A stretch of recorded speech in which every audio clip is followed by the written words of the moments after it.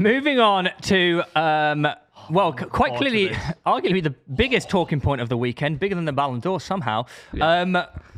But hey, look, everyone's got an opinion. Everyone has an agenda. Let's hear it. Let's hear it. Go on. 1-1 win, guys. Was it points dropped or was it a point gained? Martinelli's just equalised. Sorry, mate. Whoa, getting violent now. It's honestly delicious. It is absolutely delicious watching Arsenal do what's so predictable. Hey, guys. I will say, as a neutral in this, I can't believe you did that. as a neutral, I watched. Can we insert the clip? Sorry, Ollie, but can we insert the clip of Theo on stream going? Have you seen him? No, I've seen the clip. Oh, I've seen the clip, but I could see him. I could see him getting really not. berated by you two all half. Yeah, we understand you're going to come out, nick Arteta's arse because you love Arsenal. And I thought, I'm talking about Theo. He's not talking about Arteta. I thought, you know what? He's gonna. I thought, you know what? Good for Theo. Good for him. For what? You make me. You literally celebrated a fucking throw-in, mate. You didn't actually celebrate. Yeah, by the way, you actually didn't celebrate. Because you got me that angry. I was raging inside. I'm sorry, I actually got all celebrating. Can I actually say, I also felt like I didn't want to celebrate as much in that goal because I actually thought you should then. You know, it was 92nd minute. Let's fucking go do this. Yeah, you shouldn't knee slide in the corner and have your Twitter. Knee slide? Yeah, Martinelli and all the team, he's knee sliding in the corner. I've been blown on all the Arsenal socials, they're tweeting out like with the hardcore music saying, "We fight to the end." No, you don't. You knee slide and pick the ball up. Can I just say, I think that has been blown way out of proportion. How's it out of proportion? Pick the ball up and bring it out. Zubimendi literally tries to get the ball, and City players like fuck him in the arse. One player went for the ball. Okay, what about when Salah got the equaliser last year and knee slid into the corner? I also have a video. What about when Haaland did it against 10-man Arsenal, threw the ball at Gabriel's head? I actually love that. So what's the difference? It's because they're running. He throws it off his head as they're running back to his own half. And also on that Salah one, to answer that, no, because you just pointed those out, so I'm going to fact check you real quick. There's one where he celebrates. There's another one actually where they all pick up the ball in the 50th minute and run back at the halfway line. Do you not think scoring an equaliser in the 50th minute is a bit different to the 92nd minute? Would you not say? Yeah, you should be in more of a rush. Yeah, he's right. No, but the feelings and emotions of scoring a 92nd minute equaliser compared to a 50-minute equaliser is completely different. This is our whole point about Arsenal. But also this is your mentality. Well, let me talk because this is so blown out of proportion. It's crazy. Zubimendi literally gets the ball. One player does. While the rest of them are in the corner celebrating. You can't kick off with all them in the corner knee sliding. Yeah, but lads, do you still have like 5 minutes left? Do you not think this is blown out of proportion? Like this is a 92nd minute equaliser. Do you not want players to celebrate now? Like, oh no, I hate this. It's not about celebration, please. No one's. I get so angry. No one's saying you shouldn't celebrate, but this is why. You are. No, I'm not. You are. No, you don't understand the point. It's a 92nd minute. You've been right. 90 seconds. Do you think if you got that ball, you could have went and got a winner? Why are you wasting time? That's not the mentality. You're happy with the point. They never add it on properly, mate. They played for like 99 minutes. Also, even if they do, you want to keep the momentum going. You don't want to give Man City players a break. You've just scored. You've had them up against it. Get the ball back. Get right back on them. You don't need to. And that's like Zubimendi got the ball and ran up the pitch. While the rest of them are in. I think personally, I think this has been blown way out of proportion. You're nitpicking for like no reason. We would have moved on if you understand our point. The reason it's gotten blown out of proportion is because you are unwilling to admit we should have actually not knee slid there. Every team does that. Liverpool did that against Arsenal. Salah did once that, in the 80th minute. They also in the 50th minute picked the ball up. Once in the 80th minute. Arsenal did it once in that minute, in the 92nd minute. Yeah. What's your point? I don't get. So there's a bit. You're going after nothing right here. No. So can I explain you why it's different really quick. Okay, one was in the 92nd minute, and also you were all over in that game. One's the 8th minute. Okay, you could argue they should still go back. There is also a video of Liverpool who, when they do get the ball and score in a different game, they brought it straight back. Another one. 50th minute is different. Another one. Yous will be criticised more because Liverpool have actually won stuff and had success. If Arsenal keep on doing this sort of thing, which shows their bad mentality, then it's not going to. 49th minute against City scoring a pen. Obviously, you're going to grab the ball. I actually disagree. You're more likely to celebrate that. Guys, let's be honest here. I'm sure we could, if we had the time, right, we could probably go back at Arsenal and have a look how many times they've grabbed the ball and ran up the pitch. Yeah, but you're missing the point. We're avoiding the actual match going on here. In general, this is a tiny point, right? But it's a wider point in the sense of it shows how Arsenal are as a team, and I think it comes from your manager. You're so It has been blown out of proportion. Yeah, I understand, but the reason it doesn't get blown out of proportion or made a big deal with the likes of Man City, the likes of Arsenal, this is what you can't process in your head. It's really frustrating. Don't talk to me like that. That's rude. What? Don't talk to me like that. I can't process. I understand what you're saying. No, you don't, because we had this. I understand what you're saying. No. We had this argument all on stream, and you just couldn't process it, and it was really frustrating. They've been there and done it. They don't have to prove their mentality. They don't have to prove they can get over the line. They don't have to prove they can go to these teams and win. They don't have to prove they can get a 92nd minute equaliser. They don't have to prove anything. Arsenal do, and time again, your manager sets up for draws in the big games. He's more bothered about not losing than winning. Your players are celebrating in the corner against, by the way, a team you're better than City right now. You've actually got the best squad in the league. But like quite considerably, I think, depth-wise, Arsenal have the best squad in the league. You're at home against a Man City side who've gone there, sat back and defended against you because they recognise you're better than them. And still, when you get a goal in the 92nd minute, you're too busy in the corner going mad because the way your mentality is as a team, because of your gaffer, you're buzzing with a draw when actually you should be winning that game because you're better than City. I don't think they are, and this is why you won't win the league. I don't think we're buzzing with a draw. I think it's circumstantial. We've scored a 92nd minute equaliser. It's just relief. I think a lot of it's relief. It's the occasion. A lot of it's relief because when City were 1-0 up in that, I was thinking like if Arsenal lose this, like the title's done. They're not gonna like they had to get something from that game. And yeah, I agree. A draw is not it's not a great result, but it's not like the full-time whistle went and Arsenal were like, come on, we've just drawn 1-1. I'm sorry. Ez's laid on the floor with Raya giving him hug like they won a cup final. Look at the tweet you put out. Like this. Look at the tweet Erling Haaland put out. I'm proud of this team. Proud of this. You're missing the point yet again. They don't need to prove anything. They've won. City went there happy. That they've won trophies. I completely understand that they've won trophies. But looking at that's a good result for City. By the way, you're better than City. This is again, you're missing the point. They're happy with a point, but so are you. But you shouldn't be. You should be absolutely devastated with a point because you're better than them. Do you not think City going into that will think to themselves, "Fuck, we dropped points there"? Yeah, based on the game, yes. But before the game, they just snapped your hand off for a point. I know, but do you not think, though, this whole Arteta thing and blah, blah, I understand what you're saying here, Thomas. You're getting very angry about it. No, it's... But do you not think Arteta has gone into this game... He's not... No, it's not. I'm saying I completely understand you. Weird. Do you not think say you understand, but then you don't? I'm trying to talk, but you keep interrupting me every time. Arteta's gone into that game, and we've seen Pep never do this before, right? So he's gone into this game thinking, yeah... I actually think he should have started with Eze in the hole, and I think he should have been more pragmatic about it. But you've then looked at half-time, and he's seen how the game has gone. He said, oh, fucking hell, what the hell is Pep doing here? Like, this is literally never happened before. And he's made the changes at half-time, which you very rarely see at half-time, to try and be more pragmatic about it. So he's brought on Eze, he's bringing on Martinelli, and you can see in the second half, in hindsight, obviously we should have started like that, right? We were a better team in the second half. We created more chances, and you saw with the goal, it came from an Eze through ball. So we know we should have started like that. We know we should have started like that. Okay, we know that. So that is a criticism of Arteta. I know. That's what I'm saying. But I think Arteta was actually caught off guard with how Manchester City played. I completely disagree. Is that not fair to say? Surely that's completely fair to say. I think that's unbiased and fair to say. I don't get what this like laughter and like. I also think this narrative really weird. This narrative of like, oh, the midfield three of Mourinho, Zubimendi, and Rice is three defensive midfielders, and Arteta setting up for a draw. Rice is an 8, Mourinho's a striker. He started Trossard. Come on. I agree that's a problem. I agree that's a problem. I don't agree with that. I think Arteta isn't buzzing with the draw. No. Oh, mate. Why would Mikel Arteta... Do you know? I only need to watch Arsenal for the last 4 or 5 years to know that he's buzzing with the fucking draw. What do we say after the Liverpool game? Every big game in the Premier League, he does the same. Like, it's so frustrating. But and then we go, he probably should have played. Eze. We said this 2 weeks ago. He's doing it again. And then when you play fucking Chelsea, he'll probably do the same. He's too happy with drawing and not losing. But he's set up like that against us. He should be fucking ashamed, by the way. Like, genuinely. Arsenal's problem over the last under Arteta has not been the big games.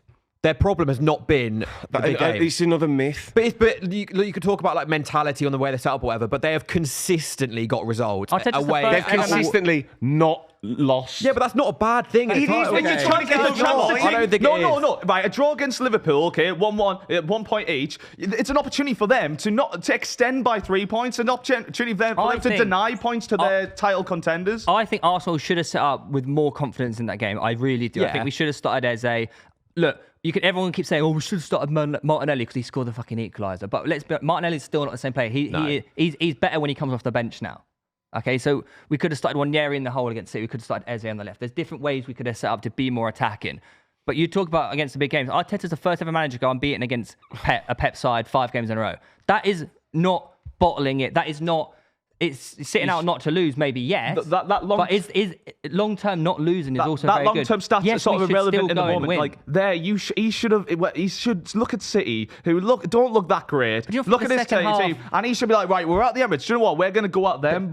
So he should have, anticipated. First 30 minutes, even though City scored, Arsenal were the better side. Do you not think at half-time, Arteta made the changes to be like that? And I think you should start. You've wasted half a game. You've wasted half a game. But also, it's not like this season Pep and Slot set up against Arsenal to go and kill them like 5-0. No, because they know how good they are. That's the point. No, but everyone knows how good Arsenal are. Yeah, so they stick behind the ball. Putting 11 men behind the ball. Theo, they created more chances as well. Like, let's not take the piss. The Haaland goal, the Haaland 1-on-1, the Doku one. They had some massive chances in that game. When you set up with that many men behind the ball, that's how you get the chances. You counter-attack, Tom. What, like Leeds did against you? What happened in that game? Man City are considerably better than Leeds. So what are we doing What you're saying is rubbish. What you on about? What were you expecting in that game? I don't understand. You're better than City, quite considerably. But you're not hearing the point. You just compared City to Leeds. No, because you said, well, they sit behind the ball. Of course, they're going to get chances. Well, no, that's not true. If you sit behind the ball with 10 men, with the quality of Manchester City, you're going to get a counter-attack chance, obviously. All they've been doing is leaking goals this year. What?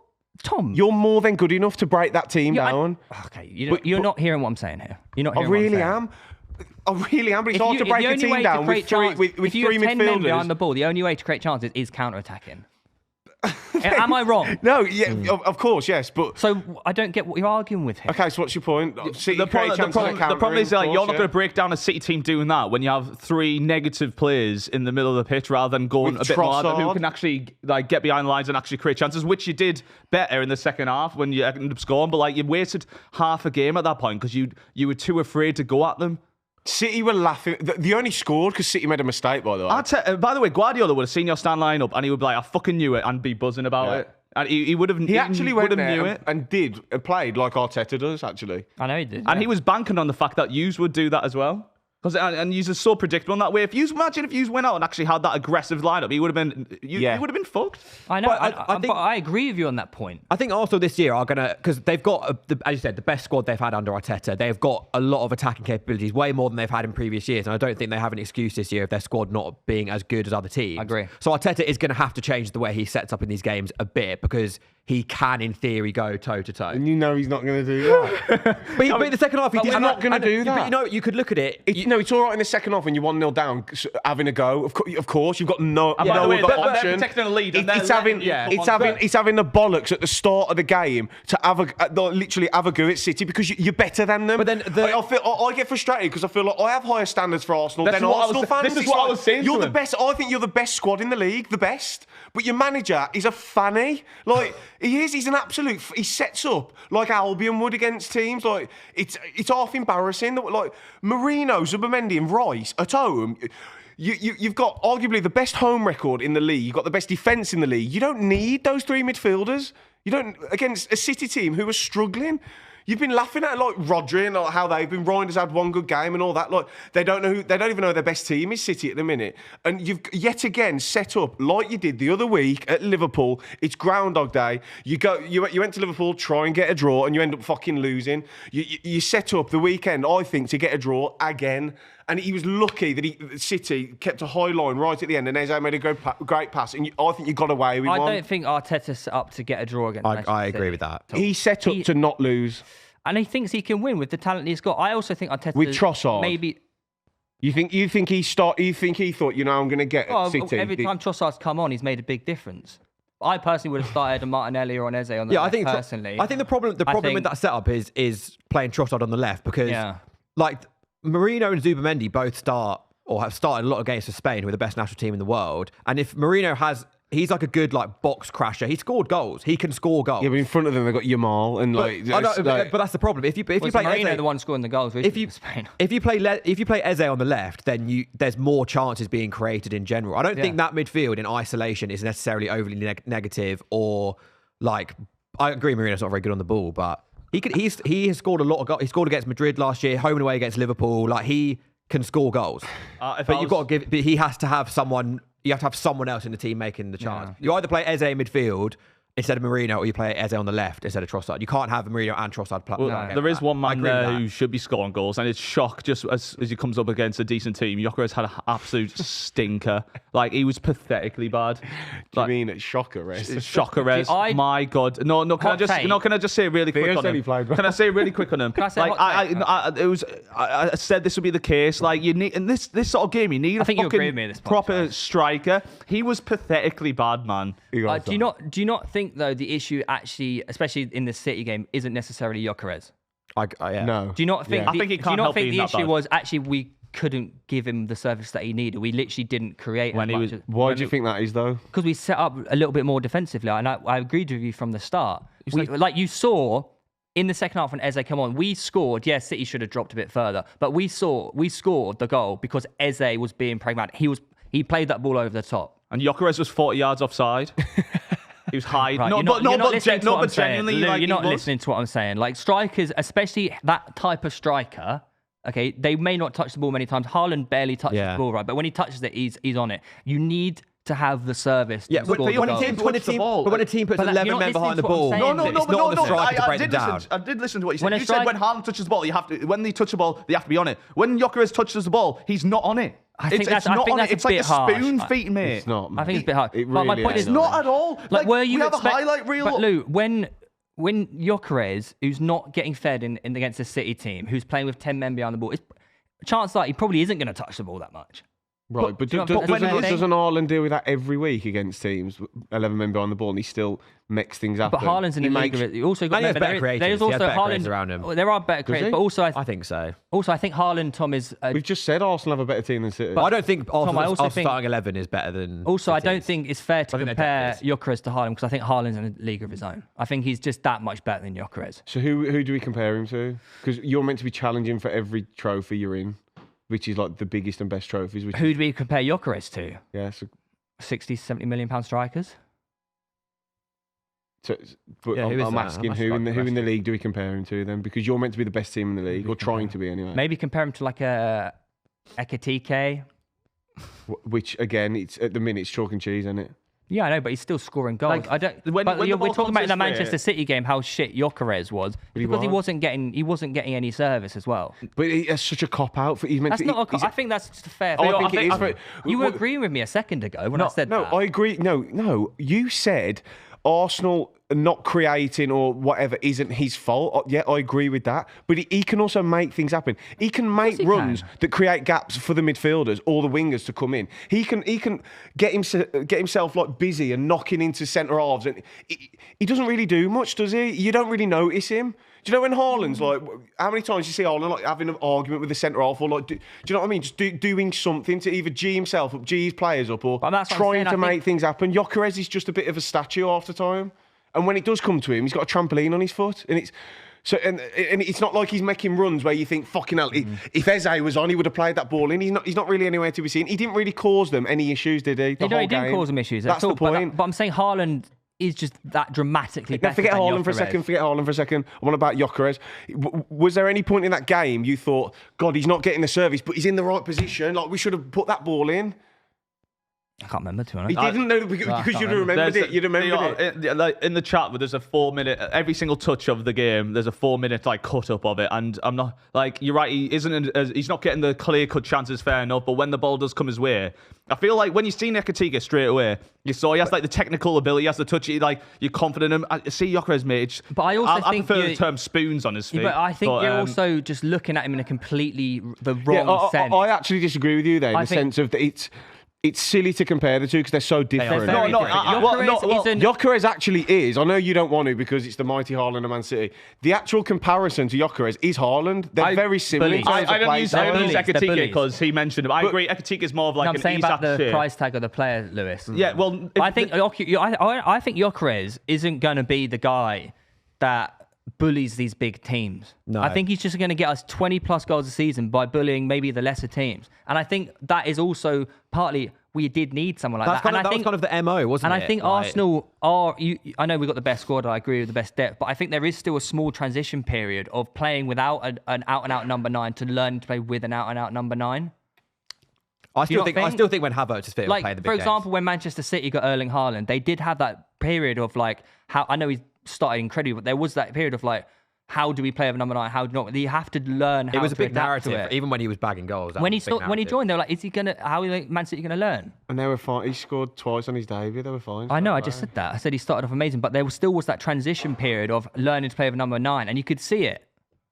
Sorry, I hate to feel like I'm like just going at you, but what do you mean they have to learn to play with a 9? There was a huge since they're all 4 years old, they've all played with what are you on about? Every single footballer in the world knows how to play with a striker. Like that's like the silliest. When you're learning patterns of play without not strikers. You played with a striker last year. No, but an out-and-out number 9, Tom. Surely you understand this. That's like, how clubs have to adapt to certain players joining. We have this narrative around so many different clubs, and then when it comes to Arsenal, I mention it, it's like they've been playing with strikers since they're 4 years old. Well, yeah. What do you mean they have to adapt? When Haaland joined, he's meant to be an elite when striker. Haaland joined Manchester City, the whole narrative was like, will they be able to adapt? And then your argument should have been at the time, no. why would they have to adapt? They've been playing with strikers since they're 4 years old. Because City kind of had to change the way they play because City played with false 9s. They didn't really play with strikers. You have.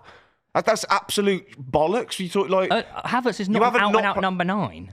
But he played as one. Not you really. Played. Since Arteta's been there, you've always had a striker. You've never not played with a striker, whether it was Jesus, whether you think they're good enough or out-and-out 9s is a different argument. You've always played with a striker. But Havertz hasn't really played like running in the channels like a Gyökeres would do, has he? That's a different argument. That's a different argument. So Havertz doesn't play like an out-and-out number 9, I think you will find like when you have a new player coming into I think when you have a new player come into that and like they're a focal point of your attack, you are going to get used to the types of runs they play and how they link up with you. There will be like a blending of how that player links up with the team. That isn't what I was on about. That literally isn't what I was saying. That's just what I'm saying. That's also what I was saying as well. But City, the comparison isn't fair because when Haaland come in, City weren't playing with a striker. It was harder for them to adapt. It was a different system. Yeah. But all you've done is Havertz out, Gyökeres in. They're different. They're different players. Yes, I agree with that. So they have to adapt a little bit. Of course they do. But we're talking about them like they're fucking kids. These are the best footballers in the world. They should be able. Yeah, but they're also playing. I can't say a fair point without Tom coming back. No, you can. I just disagree. Tom, these are also playing against the best players in the world. So those tiny differences do make a difference. You can't say these are the best players in the world. Yes, that's fair. Yeah, but he's the issue. He's not good enough. I agree. He's not good enough. I think he just needs time. He needs time. I do think it's a massive step up going for the Portuguese. It is a massive step up. And when, like a game on Sunday, when you've got Diaz, Ake, Stones, Gvardiol all on the pitch at the same time and you're playing up front by yourself, that is pretty fucking difficult. You see time and time again, players come, yes, he's played in the Premier League before, but after playing in the barely Portugal, yeah, do you know what I mean? Like, players do need time. And that's completely fair. Is he not as good as you thought when you're getting him over? When you've seen him and how he is in the ball? Like, yeah, I agree. We'll get goals against. I think he's fine. He's just a bit clunky, but I think he's just going to get goals. Because that won't improve, in my opinion. I feel like when you look at someone, that won't improve. 125 million euros, or whatever it was. But the thing is, I think when you have like sort of that technical base, then you can improve. If you're not good on the ball now, whatever age, he's not going to improve on that. He might be a good finisher and he'll get goals, but like Wirtz will adapt well to the Premier League because he's. You even look at Kerkez. Kerkez has got better. Like last game or whatever, but you'd think he's played in the Premier League, experienced in the Premier League. Even step up to Liverpool is a huge step up for him, and you saw how shaky he was at the start. What I'm saying is though, you can sort of build strength and tactical awareness. You can learn tactical awareness and you can build strength, but you're not going to get massively better on the ball suddenly once you sign to a new team. That's something that you develop over years and years, and that's why I'm like, I don't think you'll see Gyökeres really improve. He's a bad player. I think Gyökeres will get more goals as he learns where he should be at the right time and what runs he should make, but he's not going to suddenly become like jump leaps and bounds because he hasn't got that technical base. I don't think they probably would have signed him for that. Otherwise, they would have gone a younger striker. I don't think you'd have to go younger. I mean, like... Well, younger, you more time to grow, but you look at the goals he scored, and a lot of the goals were almost poacher goals and penalties. I mean, hindsight of which striker you could go for, we could go for ages, because we could have said in hindsight you could have tried our resolve and Isak. You're stuck with Gyökeres now. He's going to be 4 there. games in, and it's like, this is the end of the world. Do you know I'm not saying the end of the world. I'm just saying he's shit. I'm not saying the world's going to die, but he is. I think Arsenal have much bigger problems than Gyökeres right now, to be honest. Like the manager. Well, Tom, you said at the weekend, I thought it was mental. You said Arteta should go now. Yeah, I didn't agree with that. I think that's bonkers. I think that could be the worst thing to happen to Arsenal Football Club. Okay. Thing is, what was your reasoning behind that? Because you'll never get over the line with him in charge. So your reasoning is we should just fire him now? Okay, or should we just keep doing this every year and you just finish second? That's my point. Or you maintain it and just get to semi-finals. Maybe get to a final. Okay, so who do you bring in now to get Arsenal to win the league? I don't know. That's my only reason why I'd keep him to the end of the year. And plus, like, I also wouldn't have been able to give you Arnie Slot when they got rid of Klopp, so I don't know. I think there must be loads of options. I'm not really that in-depth knowledge about managers across the world or Europe, so I don't really know. But I think he's not the be-all and end-all. I know you all think he is, and he's done a good job at Arsenal and great, but as he should, the fucking money he spent. But again, I understand other managers have had as much money and haven't done as well as him. I get that. Like I said, he's done a good job at Arsenal. You will never, ever get over the line with that bloke in charge, in my opinion. I agree. We shall see by the end of the season. We said every year. The thing is, Arsenal have changed so much under Arteta since he came in. It's basically impossible to know how... I know it sounds weird, how important he is in like the context of the club until he goes. Like, no one will ever know. Do you not think... They might sack him and people go, why the hell did they do that? Do you think... Because there is always, is it green on the other side? But do you think getting rid of him now is just horrific as a decision? I would say if he doesn't win, I think that's when... If he doesn't win something this season, that's when all this discord has been proven right, and it's just like discourse. I said it again. What did I say? Discord. What do I need to say? Discourse. All this discourse would be proven right, and that's when I think it's 100% viable to say, yeah, maybe you need to go. I'd probably walk away and he'd hold his hands up and he be wouldn't walk away. Yeah, he'd have to at the end of the year save himself. He's on about £15 million a year. Oh yeah, you want that money. Also, I think this is like the first because he's been back this summer as well. Yeah, he's got the players there are no excuses this year. No, really. I agree. Like I think last year you could point to injuries. I'm sure they'll. I think there will be some coming up at some point. Like I can give you one now if you referees, injuries. We've had a major injury every game this season. Oh, could that be his training regime or? Is it just something that happens to every team? It happens to every team, man. Yeah, but now we have the depth to deal with it. That's the thing. That's why there's no excuse this year, because like your squad has been built to deal with an injury crisis. Exactly, so if it can't deal with an injury crisis, that's a problem. And I still think you should have signed a left winger. I agree. I can't wait until we're like a few more months in and we get our first excuse, though. But what is your if Arsenal do win the league or the Champions League or win something, then you've just been proven wrong. Yeah, of course. Yeah, proven wrong by Arteta, because I don't think Arteta. I think the squad's by far good enough. But proven wrong by Arteta. I will happily hold my hands up and go, I got it wrong. He completely proved it wrong. But then you equally have to accept. You have to accept that so far we've been right every season, though. Yeah, and I think this season is make or break, and I think. I actually, if we were to go trophyless again, I actually know who I'd get in charge. Who's that? You'll have to wait, Tom. What? No, I'd get Cesc Fabregas. The way he... Oh, here we go again. That's a good... I think he's one of the most talented up-and-coming managers out there. A proven winner. That's what you need. Cesc Fabregas. I appreciate like the love that you have for Fabregas, but like you want... He's a fantastic manager. I feel like you're throwing him in too deep. Getting Como up into Serie A again. Fucking hell. The way he talks about football, the way his philosophy is. Oh, get Reggie Lebrun then, because he's brought Sunderland up. This is what I mean. You have lower expectations for your own club than I do. Why do I have like such higher demands for your own club? All right, fuck it. Let's get Conte in then. I'd hate that. What? It's the suggestion. Yeah. Oh. I mean, yeah, Conte would be a better shout than fucking Fabregas. No, I love Fabregas, man. He's a good club legend as well. It wouldn't. Okay, that's fair. Arteta's going to win a trophy this season anyway, so this whole conversation is You don't believe that? Yeah, I do. That's why. You don't, that's mate. why, Tom. I put him to win the FA Cup and Champions League. You don't believe that. I think the Arsenal fans are honest with themselves. themselves. I am 100% if Arteta's win a trophy this season. The thing is, for you to win trophies, you're going to need goals against difficult teams in big games. And like we said, Gyökeres will get against the shitters, but in these big games... Me to say I think Arsenal win a trophy this season is like the dumbest thing on earth. When we've been competing... No, I haven't said that. I don't think it's dumb. I don't believe you believe that. That's all. That's just my opinion. I don't believe you actually believe in him. I think you say you're going to win things and you say you back him. because you kind of have to. So I tell you my opinion and how I feel, and you say that. I don't believe it. What? That's just how I feel. I don't think you truly believe that. I think if we put a lie detector on there, you wouldn't think. I don't think you think you're going to win something. Are you less confident now than you were at the start of the season? Are you less confident now than you were at the start of the season? So I don't think I'm allowed to say anything because nothing I say is true. So why do you always go that way? I've just told you how I feel, and you said you don't believe me. But why would I say something I don't believe? That's a legitimate way to like. It's like if you said to me, "I'm brunette," I'd go, "I don't believe you. I think you're a liar." I can think people are lying, but I don't believe them. But brunette's just a fact. Okay then, all right then. Or if you said to me, I think I'm a potato. Like I don't like. I'd go. But you're not a potato. No. Oh my god. I'm telling you my opinion. I know. I understand. Potato and brunette are just facts. And I accept. What is he doing? Is he going mental? Is that? Wait. What the fuck are you saying? I accept your opinion. I'm telling you, I don't believe you believe that deep down. That's just my opinion. But it is subconscious. But I do. The same way, if you actually put me on a lie detector test, I'd fail it saying I think Albion will go up. But I'll say it because it's like, yeah, I think, go on, yeah, we had a decent start. No, yeah. I genuinely think Arsenal win a trophy this season. That's completely fine. I don't think you do. Anyways, that's just my opinion. But genuinely, I might be wrong. That's just what I think. Genuinely, has your confidence dwindled a little bit since the start of the season? From now you've seen some of the players in action. I mean, like Madueke will be a reassuring one, but obviously he's injured now. Yeah, injury, which isn't ideal, but not good at all. But like he had a banging purple patch, didn't he? Actually, last few games with no goals or assists. I think he did well. I'm chief of the Madueke fan club, man. Fucking love Madueke since he was at Chelsea.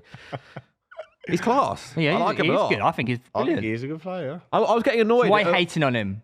Say sorry to Madueke. I actually do owe an apology because I thought that was a really uninspired signing by you, but he looked good. So he's a very good backup for Saka, definitely. I got annoyed when I raved about Madueke a lot last year, and Chelsea fans were like, "You're wrong, he's shit," blah blah blah blah blah.